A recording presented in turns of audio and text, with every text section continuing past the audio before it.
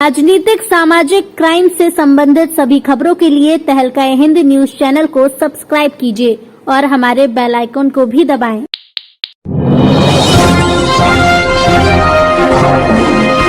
उत्तर प्रदेश मुरादाबाद जनपद के 26 विधानसभा ठाकुरद्वारा में मुख्यमंत्री योगी आदित्यनाथ का आगमन हुआ। इसमें मुख्यमंत्री को सुनने के लिए काफी संख्या में लोग एकत्रित हुए। बताते जैसे जैसे चुनावी तारीख नजदीक आ रही है, सभी पार्टियों ने पार्टियों के प्रत्याशियों को जिताने के लिए ताबड़तोड़ मेहनत कर रहे हैं। इसमें 26 विधानसभा ठाकुरद्वारा से भारतीय जनता पार्टी के उम्मीदवार अजय प्रताप के समर्थन में पहुंचकर योगी आदित्यनाथ ने क्षेत्र की जनता से वोट की अपील की। योगी आदित्यनाथ ने सपा और लोकदल पर निशाना साधते हुए कहा कि पहले बेटियां सुरक्षित नहीं थी और गुंडाराज था। उन्होंने कहा कि पहले की सरकारों में अपराध चरम सीमा पर था, पशुओं का रात रात कटान होता था। अब किसान के पशु सुरक्षित हैं और जितने गुंडे माफिया सबको सरकार ने जेल की हवा खिलाने का काम किया। कुछ जेल के अंदर सजा काट रहे हैं। उन्होंने राष्ट्रीय लोकदल पार्टी के राष्ट्रीय अध्यक्ष जयंत चौधरी पर निशाना साधते हुए कहा कि मुजफ्फरनगर का वो दंगा शायद भूल गए और आज समाजवादी पार्टी से गठबंधन कर चुनाव लड़ रहे हैं। शायद मानो कि उन्हें आजम खान का दर्जा मिल गया हो।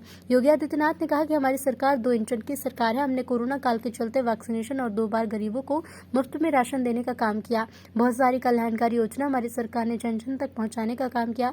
योगी आदित्यनाथ ने कहा कि एक बार फिर उत्तर प्रदेश में बीजेपी की सरकार बनाने का काम यूपी की जनता करेगी।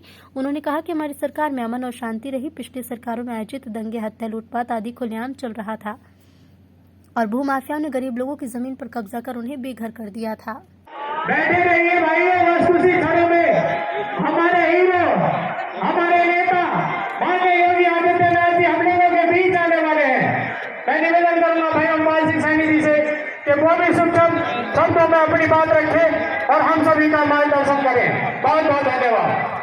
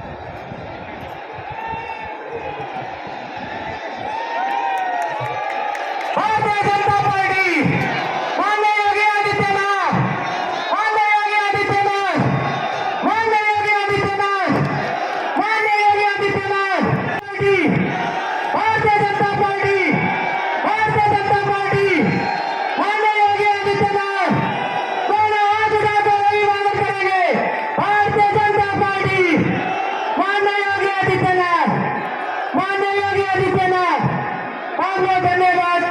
और मैं निवेदन करना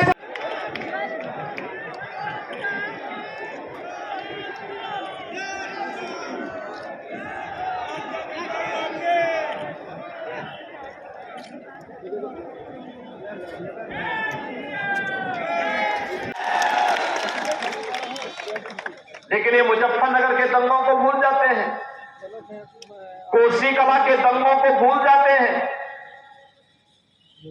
मुरादाबाद और बिजनौर के सांप्रदायिक तनाव को भूल जाते हैं।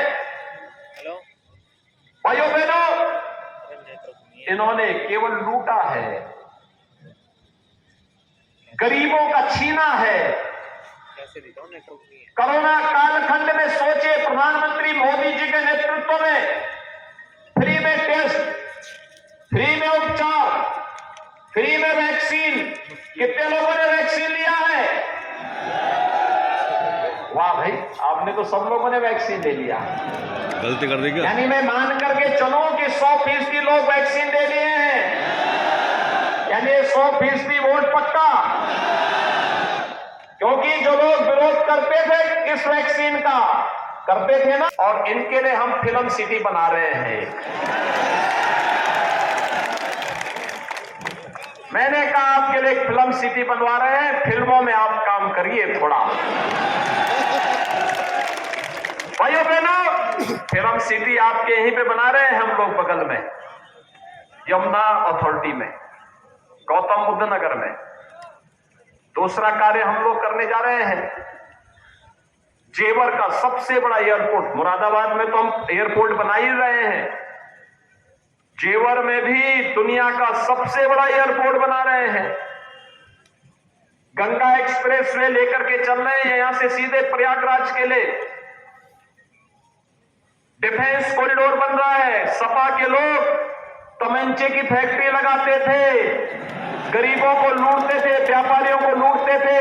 हम तो डिफेंस कॉरिडोर बना रहे हैं, यहां तोप बनेगी। वो तोप जब भारत की सीमा पर मुरादाबाद का नौजवान लेकर के जाएगा और गड़गड़ाएगा, पाकिस्तान के छक्के उस तोप के देखने से ही छूट जाएंगे।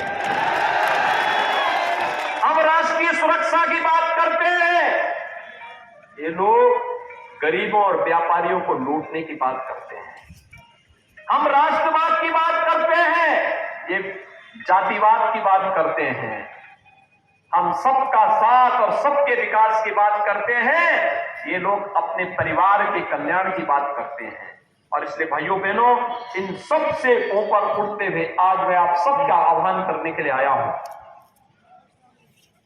इनकी सरकार के समय गरीबों को मकान नहीं मिलते थे, इनकी सरकार के समय गरीब। राजनीतिक सामाजिक क्राइम से संबंधित सभी खबरों के लिए तहलका हिंद न्यूज चैनल को सब्सक्राइब कीजिए और हमारे बेल आइकन को भी दबाएं।